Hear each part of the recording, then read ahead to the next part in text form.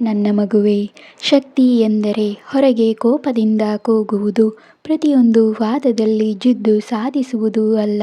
ನಿಜವಾದ ಶಕ್ತಿ ಎಂದರೆ ನಮ್ಮ ಒಳಗಿನ ಭಾವನೆಗಳನ್ನು ನಿಯಂತ್ರಿಸುವುದು, ಮನಸ್ಸು ಮತ್ತು ಹೃದಯವನ್ನು ಸಮತೋಲನದಲ್ಲಿ ಇಡುವುದು. ಗಟ್ಟಿಯಾಗಿ ಕೂಗುವುದರಿಂದ ಬಾಹ್ಯ ಶಕ್ತಿ, ಇದು ನಿನ್ನಲ್ಲಿ ತಾತ್ಕಾಲಿಕ ಹಾಗೂ ಎಲ್ಲರಿಗೂ ತೊಂದರೆಯನ್ನು ತರುವುದು ಮಾಡುತ್ತದೆ. ಪ್ರತಿ ವಾದದಲ್ಲಿ ಗೆಲ್ಲುವುದು ನಿನ್ನ ಅಹಂಕಾರದ ತೃಪ್ತಿಗಾಗಿ. ಇದರಿಂದ ನಿನಗೆ ಶಾಂತಿ ಸಿಗುವುದಿಲ್ಲ. ನಿಜವಾದ ತಾಳ್ಮೆ ಹಾಗೂ ದಯೆ, ಶಾಂತಿ ನಿಮ್ಮೊಳಗೆ ನೆಲೆಸಬೇಕು. ಜೀವನದಲ್ಲಿ ಸಮಸ್ಯೆಗಳು ಬಂದಾಗ ಯಾರು ಶಾಂತವಾಗಿರಬಲ್ಲರೋ, ಕೋಪಕ್ಕಿಂತ ದಯೆಯಿಂದ ಪ್ರತಿಕ್ರಿಯಿಸಬಲ್ಲರೋ, ತಮ್ಮ ಮನಸ್ಸನ್ನು ನಿಯಂತ್ರಿಸಬಲ್ಲರೋ ಅವರೇ ನಿಜವಾದ ಬಲಿಷ್ಠರು. ಮಗು, ನಿಮ್ಮಲ್ಲಿ ಹಲವರು ಸಾಮಾನ್ಯವಾಗಿ ಎದುರಿಸುವಂತಹ ಸಮಸ್ಯೆಗಳೆಂದರೆ ಒತ್ತಡ, ಹೃದಯ ಸಂಬಂಧಿತ ಸಮಸ್ಯೆಗಳು, ಸ್ವಯಂ ಅನುಮಾನಗಳು, ಕೆಟ್ಟ ಅಭ್ಯಾಸಗಳು. ಇವು ನಿಮ್ಮ ಶಕ್ತಿಯನ್ನು ಕುಗ್ಗಿಸುತ್ತವೆ. ಅಂದರೆ ನೀವು ಈಗಾಗಲೇ ಒಳಗೆ ಈ ಶಕ್ತಿಯನ್ನು ಹೊಂದಿದ್ದೀರಾ. ಅಂದರೆ ಇವುಗಳನ್ನು ಗೆಲ್ಲಲು ಹೊರಗಿನಿಂದ ಏನನ್ನೂ ನೀವು ಹುಡುಕಬೇಕಾಗಿಲ್ಲ. ನಿಮ್ಮೊಳಗೆ ಬಲ, ಸಾಮರ್ಥ್ಯ, ಶಕ್ತಿ ಇದೆ. ಕೋಪ, ಭಯ, ಪ್ರಲೋಭನೆ ಇವುಗಳು ತಾತ್ಕಾಲಿಕ ಮಗು, ನಿಮ್ಮನ್ನು ಹಿಡಿದುಕೊಳ್ಳುತ್ತವೆ. ಆದರೆ ಇವುಗಳಿಗೆ ನೀವು ತಲೆಬಾಗಬಾರದು.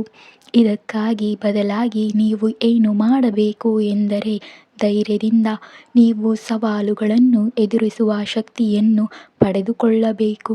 ಶಿಸ್ತನ್ನು ನೀವು ಒಳ್ಳೆಯ ಅಭ್ಯಾಸಗಳನ್ನು ಕಟ್ಟಿಕೊಳ್ಳುವುದಕ್ಕೆ ಹಾಗೂ ತಪ್ಪುಗಳನ್ನು ನಿಯಂತ್ರಿಸುವುದಕ್ಕೆ ಅಭ್ಯಾಸ ಮಾಡಬೇಕು.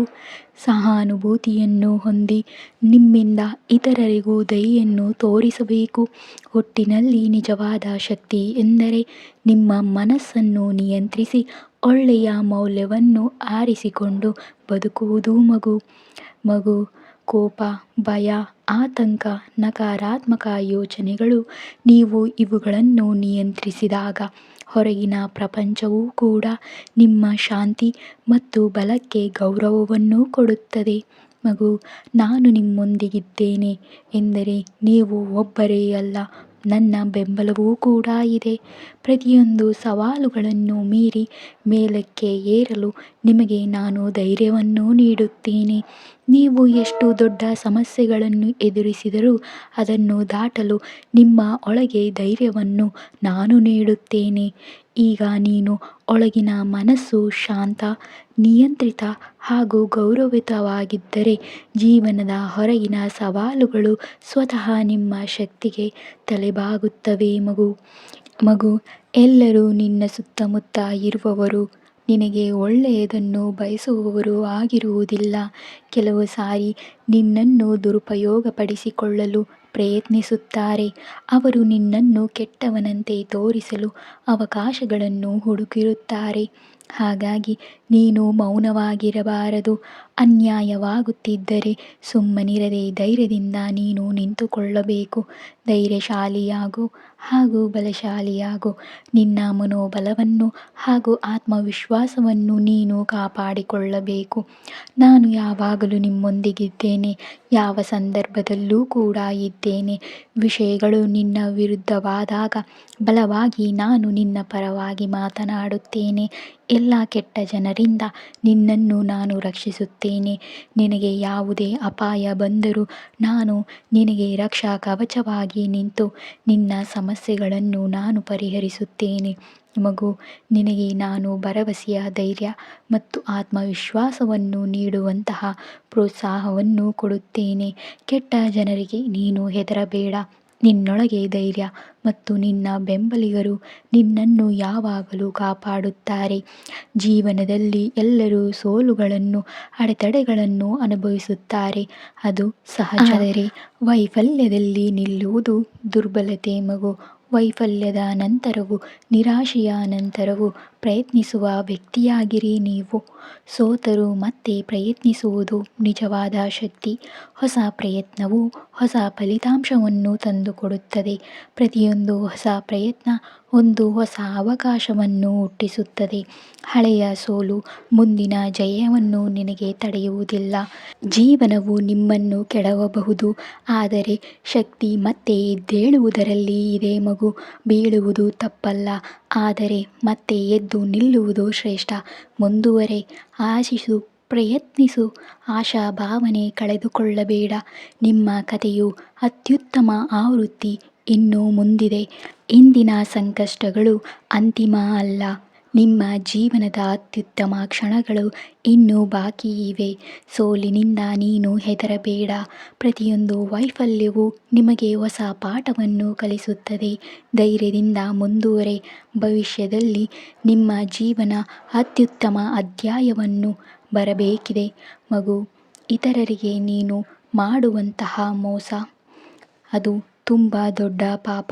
ಆದರೆ ಯಾರಾದರೂ ನಿಮ್ಮನ್ನು ಮೋಸ ಮಾಡಿದಾಗ ನೀವು ಸುಮ್ಮನೆ ಬಿಟ್ಟರೆ ಅಥವಾ ನಿಮ್ಮ ಕರ್ತವ್ಯವನ್ನು ನಿರ್ಲಕ್ಷಿಸಿದರೆ ಅದು ತಪ್ಪೇ. ಆದರೆ ಅನ್ಯಾಯ ಮಾಡುವುದು ಪಾಪ. ಅನ್ಯಾಯವನ್ನು ಸಹಿಸಿಕೊಳ್ಳುವುದು ಮಹಾಪಾಪ. ನೀವು ನಿಮ್ಮ ಹಕ್ಕಿಗಾಗಿ ಹೋರಾಡದೆ ಬಿಟ್ಟರೆ ಕರ್ತವ್ಯ ತಪ್ಪಿಸಿದ್ದಕ್ಕಾಗಿ ಪಾಪದ ಫಲ ಅನುಭವಿಸಬೇಕಾಗುತ್ತದೆ. ಜೀವನದಲ್ಲಿ ಕೆಲವೊಮ್ಮೆ ನ್ಯಾಯಕ್ಕಾಗಿ ಧೈರ್ಯದಿಂದ ನಿಲ್ಲುವುದು ಕೂಡ ನಿನ್ನ ಕರ್ತವ್ಯ. ಜನರ ತಪ್ಪು ನಂಬಿಕೆ ಏನೆಂದರೆ, ಕೆಲವರು ತಮ್ಮ ಬಲ, ಬುದ್ಧಿ ಅಥವಾ ಸ್ವಾಭಿಮಾನದಿಂದ ತಪ್ಪು ಮಾಡಿದರೂ ಯಾರೂ ಹಿಡಿಯುವವರಿಲ್ಲ ಎಂದು ಭಾವಿಸುತ್ತಾರೆ. ಆದರೆ ಇದು ತಪ್ಪು. ಯಾರೂ ಕಾನೂನಿನಿಂದ ಮೇಲಲ್ಲ. ಹೆಚ್ಚು ಅಹಂಕಾರದಿಂದ ನಾನು ಕಾನೂನಿಗಿಂತ ದೊಡ್ಡವನು ಎಂದುಕೊಂಡವರು ಅಂತಿಮವಾಗಿ ಕಾನೂನಿನಿಂದಲೇ ಹೆಚ್ಚು ತೀವ್ರವಾಗಿ ಶಿಕ್ಷೆಗೆ ಒಳಗಾಗುತ್ತಾರೆ. ಮಗು, ನಿನಗೆ ಕರ್ಮದ ನಿಯಮ ಗೊತ್ತೇ? ಇದು ಸಾರ್ವತ್ರಿಕ ಹಾಗೂ ದೋಷರಹಿತ. ಅಂದರೆ ಯಾರು ಏನು ಮಾಡಿದರೂ ಒಳ್ಳೆಯದಕ್ಕೆ ಒಳ್ಳೆಯ ಫಲ ಸಿಗುತ್ತದೆ, ಕೆಟ್ಟದ್ದಕ್ಕೆ ಕೆಟ್ಟದೇ ಫಲ ಸಿಗುತ್ತದೆ. ಯಾವುದೇ ಶಕ್ತಿ, ಹಣ, ಸ್ಥಾನಮಾನದಿಂದ ಕರ್ಮದಿಂದ ತಪ್ಪಿಸಿಕೊಳ್ಳಲು ಸಾಧ್ಯವಿಲ್ಲ. ಅನ್ಯಾಯ ಮಾಡುವುದು ಪಾಪ, ಅದನ್ನು ಸಹಿಸುವುದು ಕೂಡ ಪಾಪ. ಕಾನೂನಿಗೂ ಕರ್ಮ ನಿಯಮಕ್ಕೂ ಯಾರೂ ಮೇಲಲ್ಲ. ಹೀಗಾಗಿ ಕರ್ತವ್ಯವನ್ನು ನಿಭಾಯಿಸು, ಧರ್ಮದ ಮಾರ್ಗವನ್ನು ಹಿಡಿ. ಅಂತಿಮವಾಗಿ ಪ್ರತಿಯೊಬ್ಬರೂ ತಮ್ಮ ಕರ್ಮದ ಫಲವನ್ನು ಅನುಭವಿಸುತ್ತಾರೆ. ಮಗು, ನಕಾರಾತ್ಮಕ ಆಲೋಚನೆಗೆ ನೀನು ಒಳಗಾಗಬೇಡ. ಅವು ತಾತ್ಕಾಲಿಕ. ಒಂದು ಆಲೋಚನೆ ಕಡಿಮೆಯಾದರೂ ಮತ್ತೊಂದು ಬರುತ್ತದೆ. ಅಂದರೆ ಮನಸ್ಸಿನ ಆಲೋಚನೆಗಳು ಸ್ಥಿರವಲ್ಲ, ಅವು ಬಂದು ಹೋಗುತ್ತವೆ. ಅವುಗಳ ಸತ್ಯ ನೀನು ತಿಳಿಯಬೇಕು. ನಕಾರಾತ್ಮಕ ಆಲೋಚನೆಗಳು ನಿಮ್ಮ ನಿಜವಾದ ವಾಸ್ತವವನ್ನು ತೋರಿಸುವುದಿಲ್ಲ. ಅವು ಕೇವಲ ಮನಸ್ಸಿನ ಮೋಡಗಳ ಹಾಗೆ. ಅಂದರೆ ನಿಮ್ಮ ಜೀವನದ ಸೂರ್ಯ, ನಿಜವಾದ ಶಕ್ತಿ ಅಥವಾ ಆತ್ಮ ಅದಕ್ಕಿಂತಲೂ ಮೇಲಿರುವುದು. ಆಶ್ವಾಸನೆಯನ್ನು ನೀನು ಯಾವಾಗಲೂ ನಿನ್ನೊಂದಿಗಿದ್ದೇನೆ ಎಂದು ಅಂದುಕೊಳ್ಳಬೇಕು. ನೀವು ಒಬ್ಬರೇ ಅಲ್ಲ. ನಿಮಗೆ ಬೆಂಬಲವಾಗಿ, ನಿನಗೆ ಶಕ್ತಿ ನೀಡಲು ಬ್ರಹ್ಮಾಂಡವಿದೆ. ಎಲ್ಲವನ್ನೂ ನಿಯಂತ್ರಿಸುತ್ತೇನೆ. ನೀವು ಹೆದರಬೇಕಾಗಿಲ್ಲ. ಏಕೆಂದರೆ ದೊಡ್ಡ ಶಕ್ತಿಯು, ಅದು ನಾನಾಗಲಿ ಅಥವಾ ನಿನ್ನ ಪ್ರೀತಿಪಾತ್ರರಾಗಲಿ, ನಿಮ್ಮನ್ನು ನೋಡಿಕೊಳ್ಳುತ್ತಾರೆ. ಹಾಗಾಗಿ ಚಿಂತೆಯನ್ನು ಮಾಡಬೇಡ. ಮಗು, ಸಂಘರ್ಷಣೆಗಳು ಅಥವಾ ತಪ್ಪು ಗ್ರಹಿಕೆಗಳು ಜೀವನದಲ್ಲಿ ಆಗಬಹುದು. ಮೊದಲು ಸಾಧ್ಯವಾದಷ್ಟು ಅದನ್ನು ಪರಿಹರಿಸಲು ಪ್ರಯತ್ನಿಸಬೇಕು. ಆದರೆ ನಿಮ್ಮ ಉದ್ದೇಶಗಳು ಮತ್ತು ಕಾರ್ಯಗಳು ಹೊಂದಿಕೆಯಾಗದಿದ್ದರೆ ಅದನ್ನು ಉನ್ನತ ದೃಷ್ಟಿಕೋನದಿಂದ ನೋಡುವುದು ಅಗತ್ಯ. ಅಂದರೆ ತಕ್ಷಣದ ಸಮಸ್ಯೆಗಿಂತ ದೊಡ್ಡ ಚಿತ್ರವನ್ನು ನೋಡಿ. ಆಗ ಪರಿಹಾರ ಸುಲಭವಾಗುತ್ತದೆ. ನಿಮ್ಮ ಸುತ್ತಲಿನ ಜನರು ಕೆಲವರು ಅಸಮತೋಲನದ ಶಕ್ತಿಯನ್ನು ಹೊಂದಿರುತ್ತಾರೆ. ಅವರು ನಕಾರಾತ್ಮಕತೆಯನ್ನು ಹರಡಬಹುದು. ಇಂತಹ ಸಂದರ್ಭಗಳಲ್ಲಿ ನೀವು ನಕಾರಾತ್ಮಕ ಶಕ್ತಿಯನ್ನು ಹೀರಿಕೊಳ್ಳಬಾರದು. ಸಾಧ್ಯವಿಲ್ಲದಿದ್ದರೆ ದೂರವಿರಬೇಕು. ಇಲ್ಲದಿದ್ದರೆ ಮಾನಸಿಕವಾಗಿ ನಿಮ್ಮನ್ನು ನೀವು ರಕ್ಷಿಸಿಕೊಳ್ಳಬೇಕು. ನೀವು ಅತಿ ಹೆಚ್ಚಾಗಿ ಧ್ಯಾನ ಮಾಡುವುದು, ಪ್ರಾರ್ಥನೆಯನ್ನು ಮಾಡುವುದು, ಮನಸ್ಸಿಗೆ ನೀವು ಗಡಿ ಹಾಕುವುದನ್ನು ಹಾಕಿಕೊಳ್ಳಬೇಕು.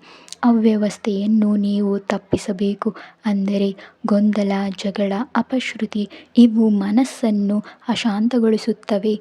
ಇನ್ನೊಬ್ಬರ ಬಗ್ಗೆ ನೀವು ಮಾತನಾಡುವುದು ಅಥವಾ ಬೇರೆಯವರ ಬಗ್ಗೆ ಮಾತನಾಡುವುದನ್ನು ಕೇಳಿದಾಗ ನಿಮ್ಮ ಮನಸ್ಸು ಗೊಂದಲಕ್ಕೆ ಒಳಗಾಗುತ್ತದೆ.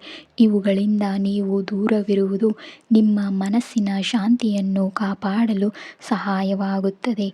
ಆಲೋಚನೆಗಳ ಶಕ್ತಿಯ ಬಗ್ಗೆ ನೀನು ತಿಳಿದುಕೊಳ್ಳಬೇಕು. ನಿಮ್ಮ ಆಲೋಚನೆಗಳು ಜಗತ್ತಿನಲ್ಲಿ ಗುಣಪಡಿಸುವಿಕೆ ಹಾಗೂ ಪ್ರೀತಿಯನ್ನು ಹರಡುವ ಶಕ್ತಿಯನ್ನು ಹೊಂದಿದೆ. ನೀವು ಸಕಾರಾತ್ಮಕ ಶಕ್ತಿ ಮತ್ತು ಪ್ರೀತಿಯನ್ನು ಕಳುಹಿಸಿದರೆ ಅದೇ ಶಕ್ತಿ ನಿಮಗೆ ಮತ್ತೆ ನಿಮ್ಮತ್ತ ಸೆಳೆಯುತ್ತದೆ. ಅಂದರೆ ಯಾವುದನ್ನು ನೀವು ಕೊಡುತ್ತೀರೋ ಅದನ್ನೇ ನೀವು ಹಿಂತಿರುಗಿ ಪಡೆಯುತ್ತೀರಾ. ಮಗು ಸಮಸ್ಯೆಗಳನ್ನು ದೊಡ್ಡ ದೃಷ್ಟಿಯಿಂದ ನೋಡಿ ಪರಿಹರಿಸಲು ಪ್ರಯತ್ನಿಸಿ. ನಕಾರಾತ್ಮಕ ಜನರಿಂದ ನಿಮ್ಮ ಮನಸ್ಸನ್ನು ಆದಷ್ಟು ರಕ್ಷಿಸಿಕೊಳ್ಳಿ. ಸಕಾರಾತ್ಮಕ ಆಲೋಚನೆಗಳು ಮತ್ತು ಪ್ರೀತಿ ಹರಿಸಿ. ಅವು ನಿಮ್ಮತ್ತ ದ್ವಿಗುಣವಾಗಿ ಹಿಂತಿರುಗುತ್ತವೆ. ಮಗು, ಇದನ್ನು ನೀನು ಪ್ರತಿದಿನವೂ ಮಾಡು. ನಿನಗೆ ಎಲ್ಲವೂ ಶುಭವಾಗುತ್ತದೆ. ಎಲ್ಲರಿಗೂ ಶುಭವಾಗಲಿ. ಶುಭರಾತ್ರಿ.